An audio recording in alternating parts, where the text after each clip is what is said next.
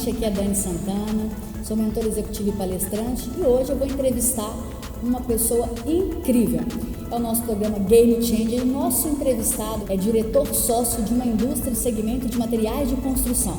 Uma pessoa corajosa, de opinião forte, persistente e vai hoje falar um pouquinho da jornada dele pra gente da liderança. É ele, Eduardo Pinheiro, da empresa Decoralita. Obrigada, Eduardo, por ter abrido as portas da sua empresa para a gente poder hoje estar abrindo essa caixa preta e conhecer um pouquinho do seu desafio de liderança. Primeiramente, eu agradeço, fico lisonjeado pelos elogios e me coloco mais ainda na responsabilidade de ser um empreendedor com todas essas virtudes que foram colocadas.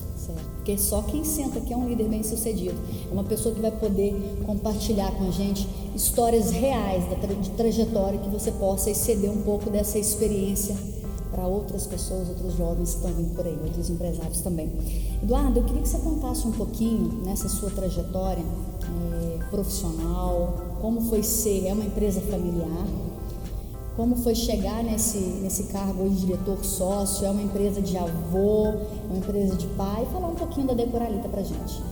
Dani, a Decoralita é uma indústria que tem 53 anos de mercado, ela atua no segmento de material de construção e acabamento, industrializando e comercializando pias, tanques, cubas e lavatórios em mármore sintético, que é um produto à base de resina poliéster e carga mineral. Eu sou a terceira geração, foi fundada pelo meu avô. Posteriormente, o meu pai trabalhou muitos anos com ele e meu pai veio a falecer 15 anos atrás. Foi aonde eu assumi a responsabilidade e topei o desafio. Foi uma coisa muito repentina, mas ele foi o meu mentor durante um bom período. Você tinha quantos anos, Eduardo?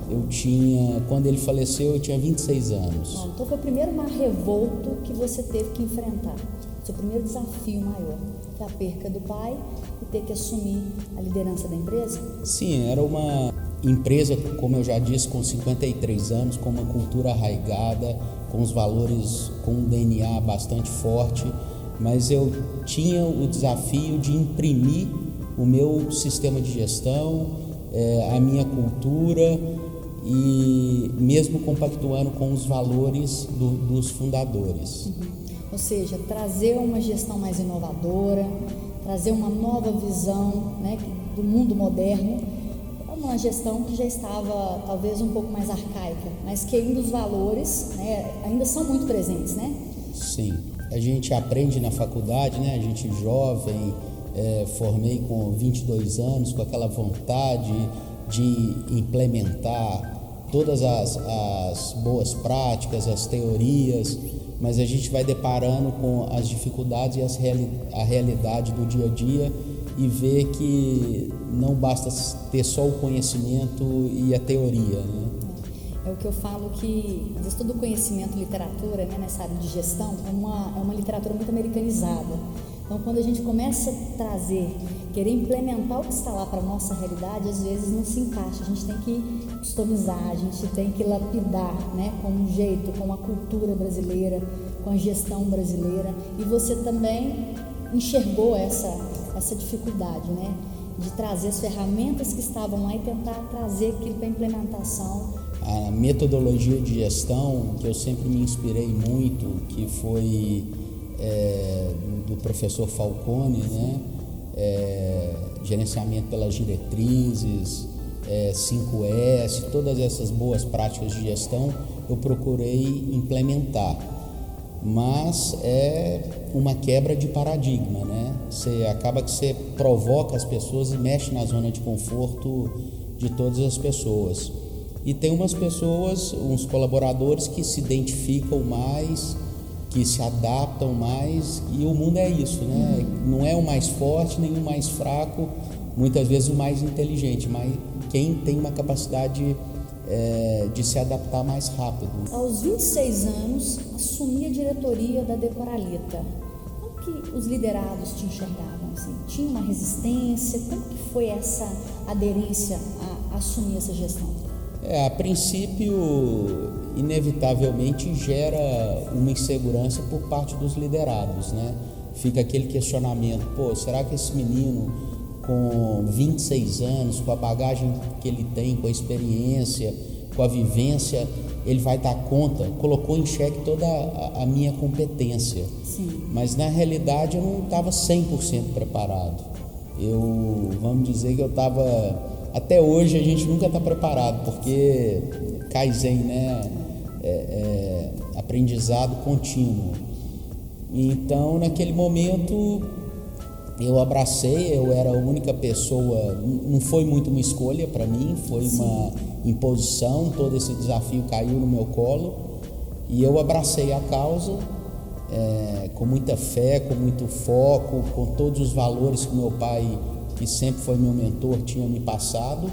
Toda vez que a gente se perde, a gente busca lá na base a referência, né? O que ele faria nesse momento, nessa tomada de decisão, nesse momento de dúvida, que por mais sênior e maduro que o empreendedor seja, ele tem essas dúvidas. O cargo de diretor, de presidente de uma empresa, ele é muito solitário. Por isso é super importante a gente trocar experiência, trocar conhecimento com outros gestores, com outros empresários, buscar ajuda externa, buscar um coaching, ter a cabeça aberta e a humildade de saber que a gente sempre pode fazer melhor. Isso é importante. Um líder bem-sucedido, ele traz consigo essa mentalidade, sempre de querer aprender. Nada é tal o suficiente, porque no dia que ele achar que está perfeito, tem algo errado, né? Kaizen é isso, né? Essa melhoria contínua de conhecimento. E esse momento em que você passa a assumir a gestão por completo da empresa, você teve que lidar ali com uma inteligência emocional tremenda, porque perdeu o pai e ainda teve que liderar pessoas, que não é uma tarefa fácil. Como que foi essa parte da inteligência emocional para você naquele momento? A todo momento o ser humano tem uma característica que ele te testa, né? Para saber qual que é o seu limite, qual que é a sua opinião, qual que é a sua visão, e realmente era uma mudança de um status quo. Então realmente eu fui testado várias vezes, em determinados momentos, não vou mentir, gerava insegurança, mas a gente tem que acreditar nas nossas habilidades, na nossa competência, buscar fé e ser resiliente para transpor todas essas barreiras, essas resistências que são criadas ao longo do caminho. E fica muito evidente na sua fala que nesse trajeto você fala de resiliência, de persistência, de coragem, porque teve que ter muita coragem para, no momento de uma perda familiar, da figura paterna, uma figura tão importante na sua vida, você assumir a liderança, liderar pessoas tão jovem, teve que ter muita coragem. A gente fala que um dos pilares da liderança bem-sucedida, o primeiro é a coragem. Sim, eu gosto muito de falar da humildade, né? Que é o segundo pilar. Humildade para a gente reconhecer os nossos pontos fracos, de recorrer e buscar ajuda quando é necessário, e coragem para mudar uma situação. E outra questão que eu acho super relevante é ter um norte. Aonde que eu estou, aonde eu quero chegar. O propósito tem que estar claro. Sim, tem que estar claro, e principalmente sensibilizando e mobilizando o time, para através do time a gente conseguir extrair o máximo de informação, de conhecimento e traçar esse objetivo bem claro e conseguir atingi-lo, porque a gente não consegue fazer nada sozinho, né? Eu costumo dizer o seguinte: se o meu time brilha, consequentemente o resultado vem e eu vou brilhar. Um gigante precisa ter ombros de gigantes, né, Eduardo? A gente tem que ter ali pessoas que vai suportar essas mudanças, que vai caminhar junto com a gente. E o Eduardo falou uma coisa muito interessante, que é o foco. O foco é algo que, se a gente não tem uma visão declarada, se a gente não tem um propósito, se a gente não sabe para onde que a gente vai, fica difícil, né? Qualquer caminho serve, né, Eduardo? Não tem vento a favor, né? Quando a gente não sabe qual a direção. Agora, sobretudo, tem que buscar pessoas certas, pessoas que compactuam com os valores da empresa, que compartilham, que tenham disposição e coragem para assumir o desafio junto com você. E nem sempre emocionalmente as pessoas estão preparadas e dispostas a pagar o preço para chegar e atingir esse objetivo. Então, ao longo da jornada, alguns vão ficando pelo caminho e você vai melhorando um processo de seleção natural, você vai melhorando o time, melhorando o nível, que você tem mais empatia, que compactua mais com seus desafios e vai formando um time coeso, um time fortalecido, resiliente, que isso ajuda muito a atingir os objetivos. E se manter nessa jornada, né? Porque às vezes a gente consegue atingir o objetivo, mas às vezes a gente declina, se perde por falta da disciplina, né? Que é manter a qualidade, que é manter a perenidade dos resultados. Porque a empresa, a organização, principalmente no contexto que a gente vive político, econômico, né? Tudo oscila muito. Então a gente tem que ter pessoas que a gente consiga pelo menos buscar uma rota mais segura, né? Que não se oscile tanto. Pode oscilar os fatores externos, né? Sim. Mas o interno fica difícil. A gente tem que ter esse desafio de controlar e liderar pessoas para que elas estejam sempre na disciplina. E é algo muito difícil, né, Dani? É desafiador. A gente vive num mundo muito volátil, né? Muito efêmero. Principalmente, eu sou já da geração X, já passei dos 40 anos, mas essa geração nova que é tudo um resultado a curto prazo, né? Às vezes não olha a médio e longo prazo. E tudo para gerar resultado demanda tempo, tem que ter um trabalho construído com solidez, precisa ter consistência. As coisas não acontecem muitas vezes da forma que a gente planeja, tem que corrigir rumos. Então, realmente, o equilíbrio emocional, a persistência, a perseverança, ela é super importante. Daniel Goleman, que é o pai da inteligência emocional, ele fala muito do quociente emocional. Ele fala que o sucesso que a gente busca, seja na carreira, seja em qualquer âmbito da nossa vida, 80% está relacionado com questões emocionais. A gente tem inteligência emocional, de gerir nossos sentimentos, e apenas 20% ele considera que é racional, lógico, cognitivo. E aí a gente vê que, de fato, no nosso dia a dia, lidar com pessoas é emoção. Falar que eu não tenho emoção, que eu sou racional, não é. Todos nós temos emoção. A gente precisa equilibrar para a gente poder conduzir pessoas, porque não é fácil. Simon Sinek, que é um escritor britânico, ele fala, olha, para entender de negócio eu tenho que entender de pessoas. O cliente é ser humano. Meus fornecedores são seres humanos. As pessoas que trabalham para mim são seres humanos. As pessoas que são os stakeholders, as partes envolvidas, se eu não entender de ser humano, eu não entendo de negócio. Sim, uma empresa é composta por pessoas, né? Pessoas importantes também, que esse time seja um time heterogêneo, com perfis e características diferentes, porque um complementa o outro. Já diziam, né, que a unanimidade ela é burra. Então, você não constrói uma empresa, você constrói um time com um propósito claro, um time coeso, que está todo mundo ali no mesmo barco, com o mesmo desafio. E essa questão hoje, o nível de pressão dos fatores externos que a gente vive, e do nível de competitividade e do dinamismo das coisas, se as pessoas não buscarem na sua vida pessoal também uma válvula de escape, uma atividade física, cada um com sua fé, com uma oração, está muito em voga agora a yoga, né? Sim. Para a gente olhar para dentro, para ter um equilíbrio. A yoga é um negócio até muito interessante. Eu nem pratico tanto, a minha esposa pratica, mas eu absorvo alguns conhecimentos. É você estar numa posição desconfortável, mas buscar se sentir confortável naquela posição por um determinado tempo.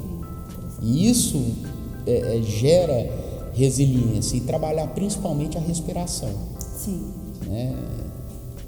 E a gente tem que, como empresário, fazer planos para o futuro, mas a gente também tem que buscar, para a gente ser produtivo, viver o momento, né? Viver o presente também, para ter foco e energia canalizadas. Mais uma pergunta para você aqui. Hoje, nessa trajetória que você já tem de liderança, com tantas experiências, e provavelmente nessa jornada já houve algumas quedas, né? Porque senão você não seria o líder bem-sucedido que você é hoje, para contar a sua história, daquilo que deu certo, daquilo que não deu. O que você descobriu verdadeiramente que você domina, que você tem um talento, você fala assim, isso eu faço muito bem, né? Porque dentro do âmbito de liderança, de gestão, você tem várias competências que você delegar, né? O que você acredita assim, isso, Dani, eu descobri que eu faço muito bem? Eu tenho uma capacidade de me aproximar das pessoas, de sensibilizar as pessoas, de comunicar, de ter essa empatia. Então, eu acho que eu tenho uma desenvoltura no meu relacionamento interpessoal. É uma coisa que é um ponto forte, que eu acho que me ajuda bastante, é ter a sensibilidade, a percepção já errei bastante, já contratei muita gente fora do perfil, incompatível com aquele cargo, que não adapta a cultura, o jeitão da empresa, mas a gente vai adquirindo experiência, vai praticando, de saber fazer a leitura do ambiente, a leitura da pessoa, a leitura do mercado. Isso eu tenho comigo uma coisa que me gera uma autoconfiança. Uma autoconfiança, interessante. Numa única pergunta você trouxe palavras fortes, né? Essa questão do relacionamento interpessoal, que é algo muito difícil hoje, essa empatia, essa autoconfiança, e que te dá base para você continuar, né, na tua jornada. Bom, outra pergunta, agora as perguntas, né, Eduardo? Estou abrindo a caixa preta com o Eduardo, quero que ele conte tudo pra gente, para que a gente possa pegar isso como uma experiência. Bom, qual o mar revolto, assim, que eu falo de desafios, né? Porque eu falo que mar calmo nunca fez bom marinheiro, né? É no mar revolto que a gente descobre quem são os líderes, quem tem competência, e a gente vai ali separar o joio do trigo. Sim. Conta pra gente um mar revolto que você vivenciou, que você superou, ou alguma conquista que você teve que te colocou à prova. Já tiveram alguns como mencionados aqui, né? Sim. Foi quando meu pai faleceu, eu tinha apenas 26 anos, eu comecei a trabalhar com 18 anos, a gente estava até num período de transição para a fábrica nova, uma fábrica o dobro da fábrica atual, de capacidade instalada, de instalações, de custo operacional, que foi um desafio para migrar e fazer toda a transferência, a realocação da fábrica antiga para essa nova fábrica, que era um projeto, um sonho do meu pai, né? Era um sonho da Decoralita, construindo ao longo de vários anos. Isso coincidiu no momento que ele veio a falecer.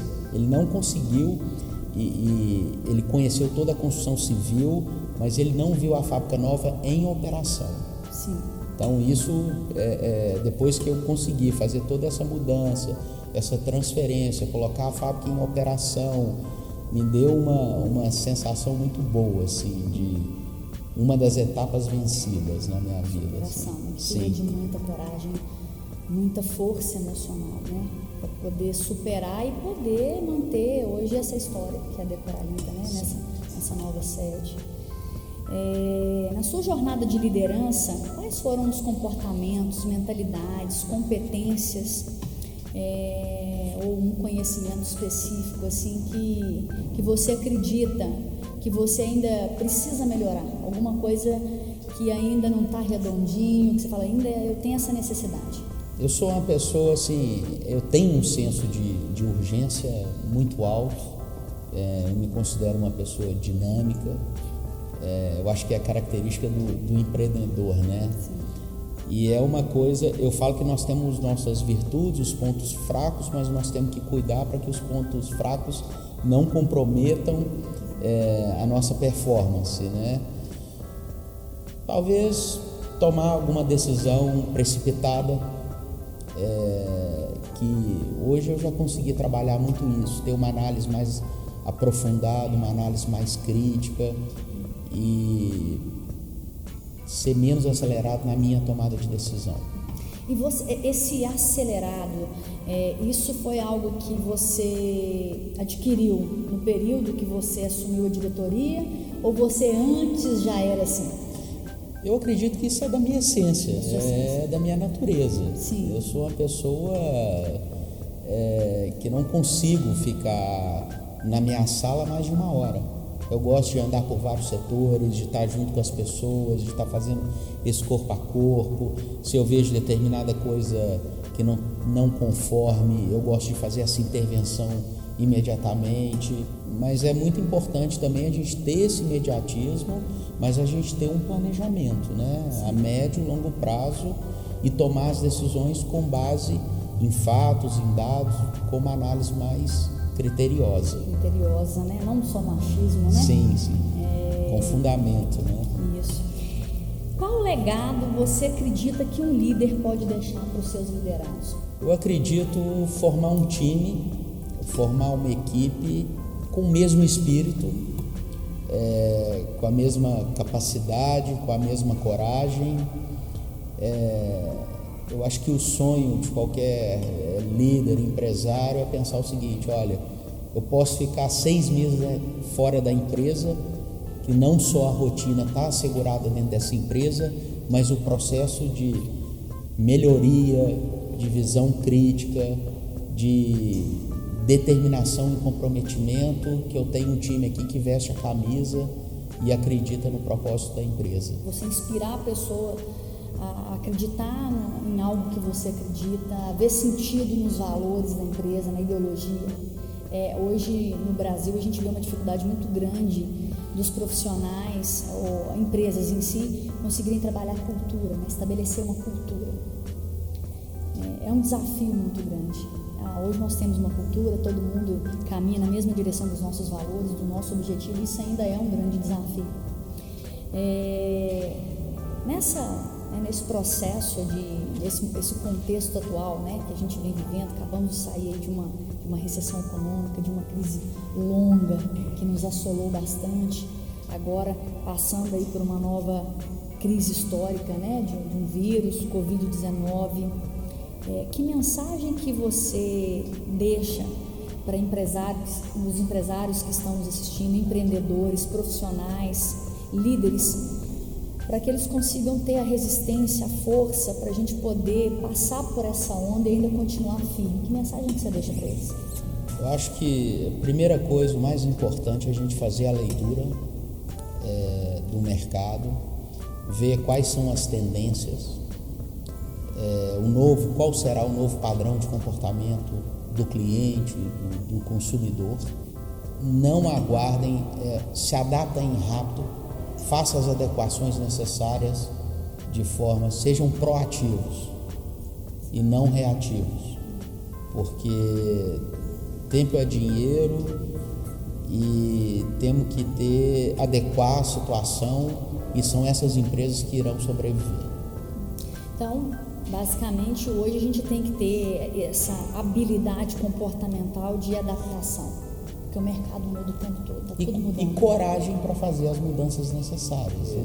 Sempre a gente fez daquela forma, funcionou daquela forma, mas são fatores externos que estão nos obrigando a adaptar uma nova realidade.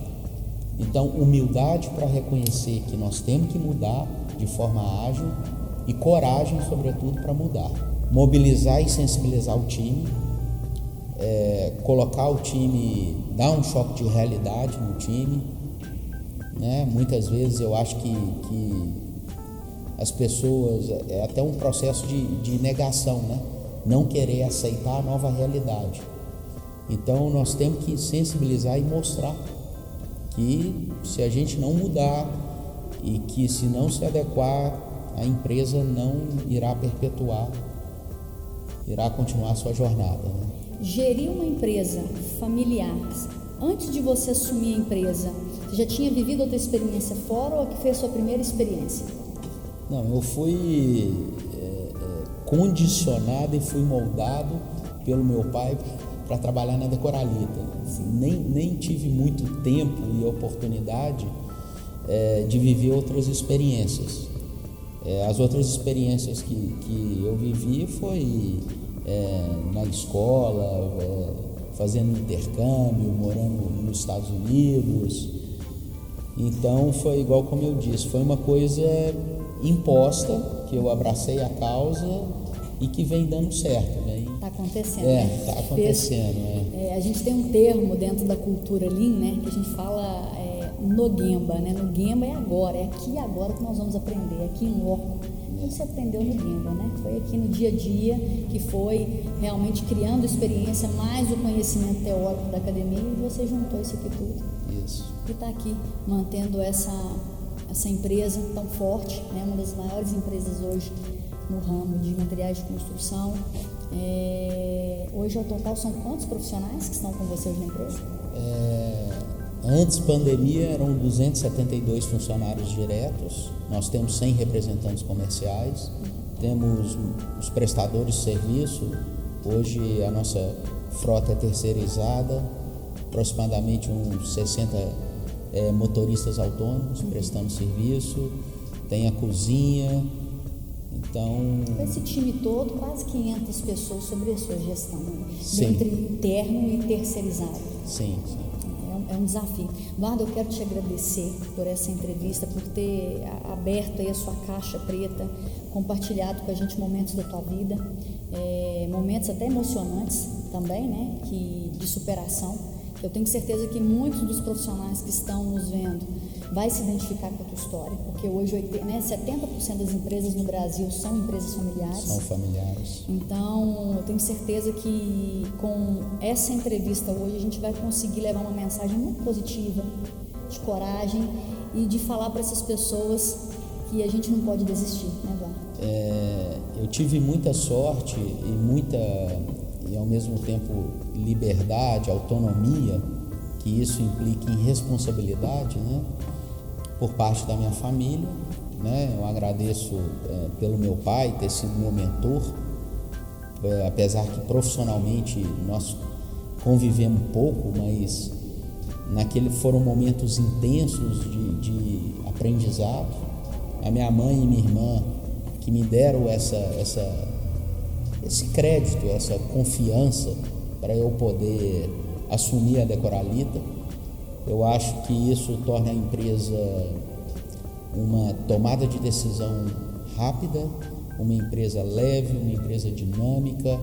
Faço questão também de estar reportando a elas tudo, colocando a par o que está acontecendo de uma forma mais transparente possível, falando sempre a verdade, a realidade, os ganhos, as conquistas, mas também as perdas. Então, eu agradeço também por esse voto de confiança que elas me deram, né? Querendo ou não, a gente vai adquirindo uma paixão, né, pela empresa, como se fosse um filho seu, né? Agora, a gente tem que tomar muito cuidado para não ser passional, porque muitos empresários amam tanto a empresa que acabam que até não mudam e morrem abraçados com a empresa. Então, muitas vezes a gente tem que ter desprendimento, tem que saber o momento certo de paralisar determinado projeto, saber o momento que a gente já agregou e contribuiu, pedir ajuda, recorrer à ajuda quando a gente fala, já esgotei todas as minhas possibilidades aqui. Então, faz parte da humildade, né? Sim, dos pilares que a gente fala que é tão forte: coragem, humildade e disciplina. E é com isso que a gente termina essa entrevista emocionante, impactante, rica de conhecimento. E eu espero que vocês estejam aí conectados com a gente. Obrigada mais uma vez, viu, Eduardo? Eu que agradeço e obrigado aí pela sua boa vontade de me colocar no hall dos empreendedores bem-sucedidos aí. Obrigada, gente. Até a próxima.